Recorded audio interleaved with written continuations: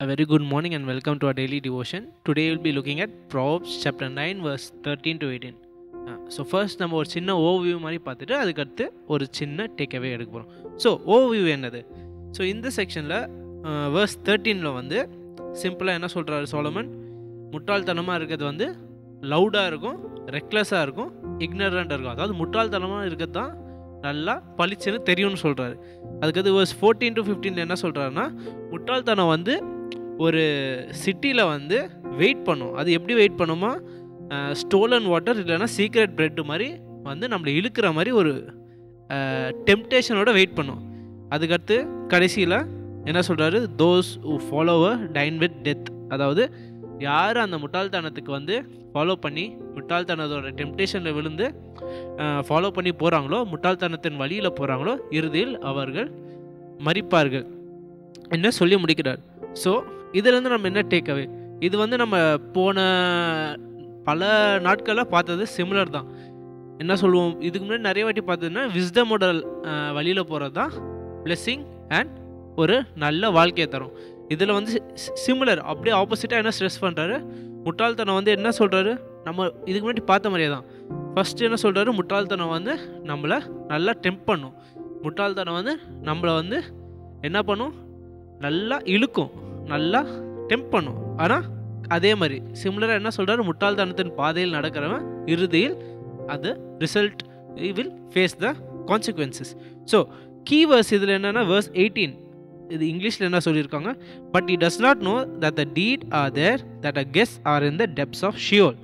அதாவது debts of ஷியோல்னா நரகத்தின் ஆழத்தில் இருக்கிறார்கள். ஸோ இதில் நம்ம எடுக்கிறது என்ன, பாவம் இதே தான், இது போன முறை பார்த்ததே தான் எம்ஃபசைஸ் பண்ணியிருக்கார் சோலமன்.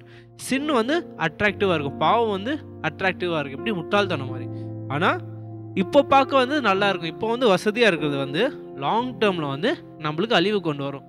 ஸோ இதுலேருந்து ஒரு எக்ஸாம்பிள் நான் என்ன சொல்ல வரேன்னா, என்ன சொல்லலான்னா, ஸோ எனக்கு வந்து ரொம்ப வயசு இல்லை, ஃபேமிலி எக்ஸ்பீரியன்ஸ் இல்லை, ஒரு ஃபேமிலி நடத்தின எக்ஸ்பீரியன்ஸ் இல்லை. ஆல் மை லைஃப் வந்து நான் பையனாக தான் இருந்திருக்கேன். ஸோ அந்த எக்ஸ்பீரியன்ஸில் நான் என்ன சொல்லலான்னா, ஒரு ஸ்டூடெண்ட்டாக இருக்க போது சம் ஆஃப் மை ஃப்ரெண்ட்ஸ், என் ஃப்ரெண்ட்ஸ் எல்லாம் என்ன பண்ணுவாங்க, சில வாட்டி எக்ஸாம் டைமில் அப்போ என்ன பண்ணுவாங்க, கடைசி நேரத்தில் கொஞ்சம் இம்பார்ட்டன்ட் கொஸ்டின்ஸ் மட்டும் படிப்பாங்க. என்ன நடக்கும் எக்ஸாமில், சில வாட்டி அந்த லக்கில் அவங்க படித்த அந்த கடைசி நேரத்தில் படித்த எக்ஸாம் கொஸ்டின்ஸ் மட்டும் வரும் and they will get good marks. அதனால் நல்ல மதிப்பெண்கள் எடுப்பாங்க எக்ஸாமில். ஆனால் லாங் டேர்மில் என்ன நடக்கும், ஏன்னா அவங்க படித்தது கொஞ்சம் கொஸ்டின்ஸ் தான் படிச்சிருப்பாங்க, மொத்த சிலபஸை படிக்காமல் எக்ஸாம் டைமில் பயத்தில் அவ்வளோ நேரம் சோம்பேறியாக இருந்துட்டு கடைசியில் படிப்பாங்க கொஞ்சம் கொஸ்டின்ஸு. அது அவங்க வாழ்க்கையில் லாங் டேர்மில் என்ன இருக்கும், ஃபுல்லாக முடிக்காமல் கொஞ்சோன்னு பார்த்ததுனால கடைசியில் யாருக்கு அது எஃபெக்ட் ஆகும், மொத்தமாக படிச்சுட்டு போய் போடுறவனுக்கும் கடைசியில் 2-3 கொஸ்டின் படிச்சு போகிறவனுக்கும் இப்போ அவன் எக்ஸாமில் நல்ல மாதிரி இருக்கலாம், ஆனால் வேலையில் அந்த ஞானம் இருக்குமா இருக்காதா, 2 கொஸ்டின் படித்தவனுக்கு ஞானம் அதிகமாக இருக்குமா, இல்லை 10 கொஸ்டின் படித்தவனுக்கு ஞானம் அதிகமாக இருக்குமா. முன்னாடி முட்டாள்தனத்தினால நல்ல மார்க் எடுத்தவனுக்கு எக்ஸாம் அப்போ நல்லா இருக்கும், ஆனால் இறுதியில் அவன் அதுக்கு பலன் he has to face the consequences.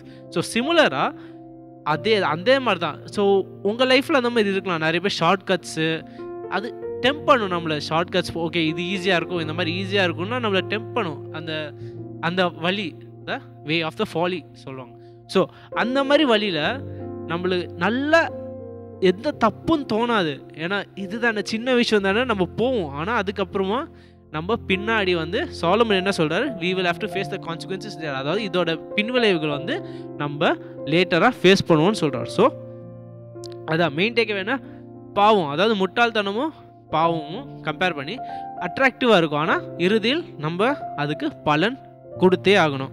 So அதனால் that is what I want to take away. So இந்த மாதிரி ஷார்ட் கட்ஸ், இந்த மாதிரி சின்சியராக இருக்கிற டைமில் சின்சியராக இல்லாமல் இந்த மாதிரி குறுக்கு சந்தில் போய் முட்டாள்தனமாக இருந்தால் இருக்கிற டைமில் யூஸ் பண்ணாமல் நம்ம பின்னாடி கண்டிப்பாக பின்விளைவுகள் இருக்குன்றது இந்த ப்ராப்ஸ்லேருந்து main take away. So thank you.